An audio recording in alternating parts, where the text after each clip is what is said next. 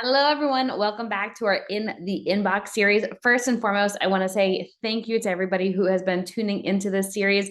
As I was preparing this, I realized we've been doing this for over 2 years at this point, answering questions that have been asked by folks like you. And it really takes having you listen to this and then also ask the great questions back to us so that we can produce more information for you. So, first and foremost, thank you everyone so much. We're going to be answering question number 117 today, number 117 of our In the Inbox series.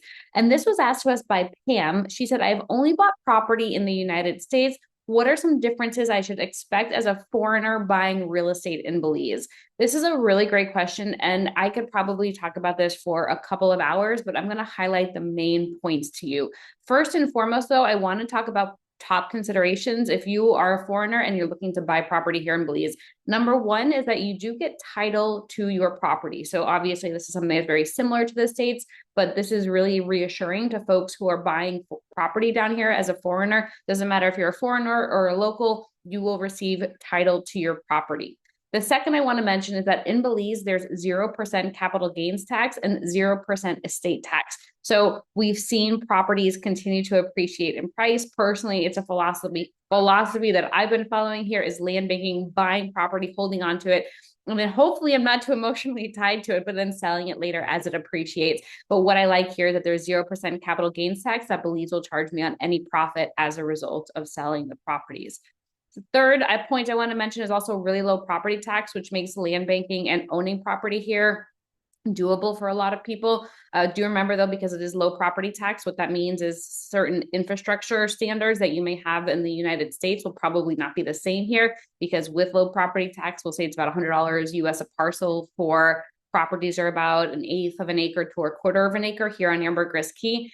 With it being so low, that means there's not necessarily the money to put into maintaining all the infrastructure. That's obviously a different conversation. We will have that at another time, but it is good to know as you're looking at property here. And then last but not least, I do want to mention English is the official language. So this is really important. This is actually probably one of the biggest reasons why we see people owning property here instead of places like Mexico or Panama or Costa Rica, because you are able to review all of the information, review the contract, review the sales paperwork, talk to the attorney or the closing company in the native language, if assuming English is your native language. If you're a Spanish speaker, that's great. A lot of Spanish is spoken here as well. You will also hear the local Mayan language, which is spoken within certain communities of the country. You will hear Caribbean Creole spoken too. But of course, the official language is English, and that is because this is a former British colony. So it just gives you the reassurances of not needing a translator, not needing, to get your Google Translate on your phone and putting it to the agreement, making sure that you understand it. So big reasons here. But let's now jump into the big differences. So this is one of the biggest differences between the United States and Belize when it comes to real estate is that in the States, you can typically get what we're referring to as the traditional bank financing. So 10 to 20% down, typically it's a 30-year term, interest rates maybe 4 to 6%. I know, and a lot of people are considering that high, especially when compared to the COVID prices and the COVID rates. But this is about standard, right? The traditional bank financing, 10 to 20% down, a 30-year term, interest rates vary, but we'll say 4 to 6%. In Belize, that traditional bank financing is not available to foreigners. Now, there's one bank here in the country. It's an international bank, CAYE, Key Bank, and they will finance for foreigners. And it'll be, listen to the terms, 50% down, 11% interest, and a 10-year term. So it's far from the traditional bank financing that we're used to. So what people will tend to do is they'll gravitate towards seller financing deals. However, again, note what the seller financing terms are typically. This is a standard term, doesn't mean it's set in stone or concrete, really is up to the seller, but that means 50% down, a 3 to 5 year term, 8 to 10% interest. So Belize has traditionally been a cash market. It's also one of the big reasons for the stability here, because it is primarily cash for foreigners. But with that being said, it also takes a little bit longer for properties to sell to find the right buyers. However, if you're going to need financing, please make sure you let us know that beforehand so that we can make sure we're focusing on properties where the sellers are willing to offer financing. And only about 25% of the sellers, I say 25, maybe up to 30% these days of sellers are willing to offer seller financing. And so just remember this too, when you are taking advantage of seller financing, the title stays in the name of the seller until the property has been paid off in full. There are assurances to make sure that the property is not sold again. For example, the title, that hard copy title, is held with the escrow company. All of the paperwork for the transfer is already signed by both parties upon closing. It's just not dated. So when the property is paid off in full, then the closing company is able to do that transfer for you. There are assurances though. Again, that's why it's really, really important to work with that closing company or the attorney during that closing period, but it is going to be something to bear in mind when it comes to financing. All right, the second point here is typically in the States, when you're closing on property, you receive the title.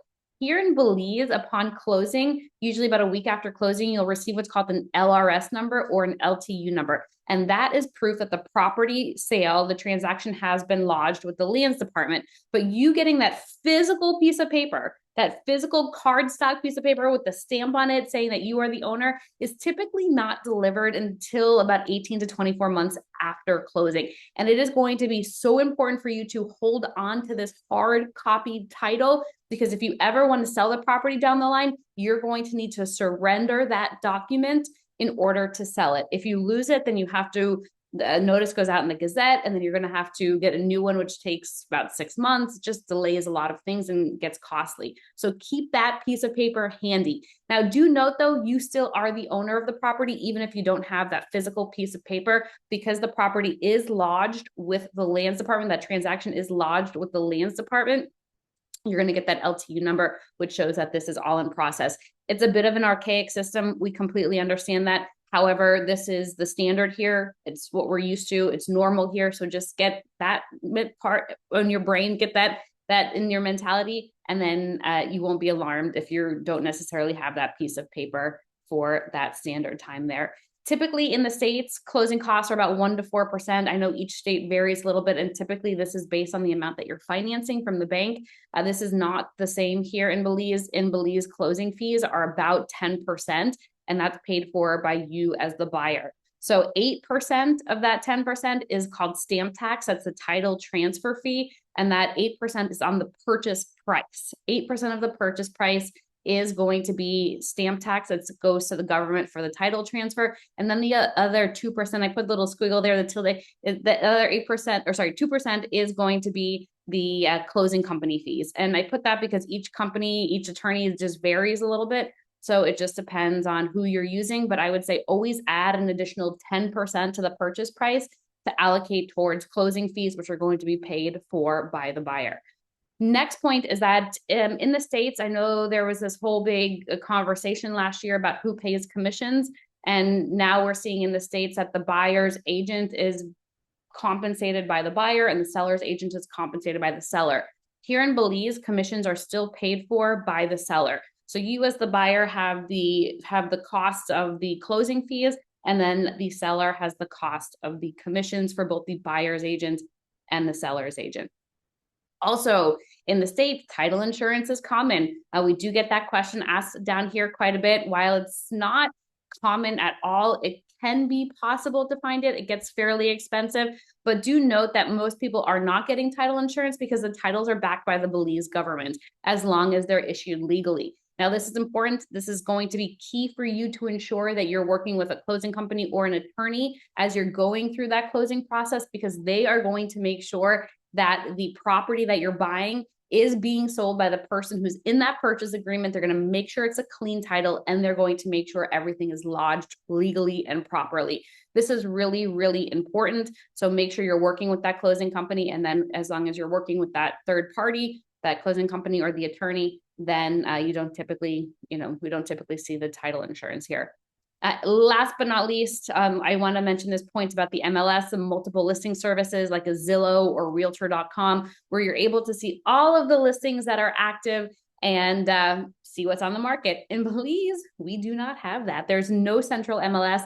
I know there's an entrepreneur here on the island who scrapes all of the websites and pulls all the listings onto his one central website that he's calling an MLS.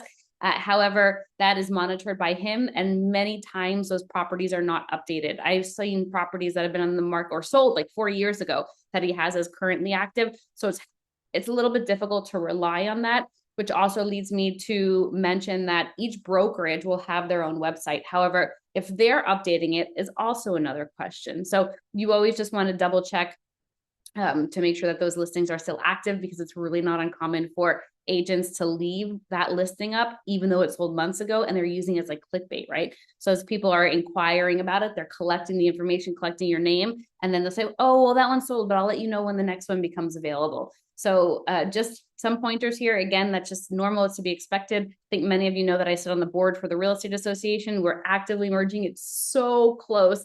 And one of our big priorities is getting that MLS in place. We think it's going to be huge. We are really excited about that. However, we are in Belize time, so I can't guarantee when the timeline is coming. However, it is a conversation that we have had and are excited to proceed with. So with that being said, like I said, I could talk about this for hours. However, one of the best things that you can do is request this Belize Buyer's Resource Guide.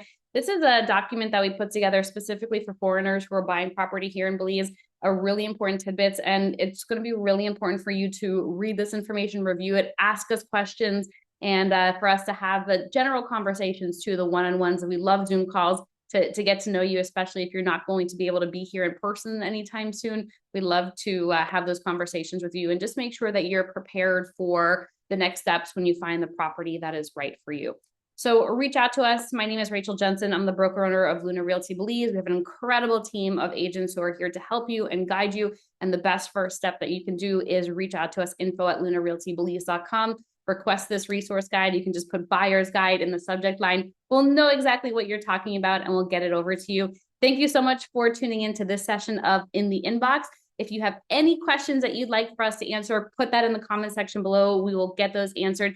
If you're enjoying the information that you're hearing, make sure you're liking and subscribing in on our channel here. And then of course, just let us know that in the comment section below. You know, I sit here in the office and do these, and sometimes I feel like I'm talking to myself. So it's nice to know there's an audience out there that's liking them and enjoying them. So let us know that. We'd love to hear from you too. All right, everyone. Thank you so much. And we look forward to seeing you in paradise. Bye-bye.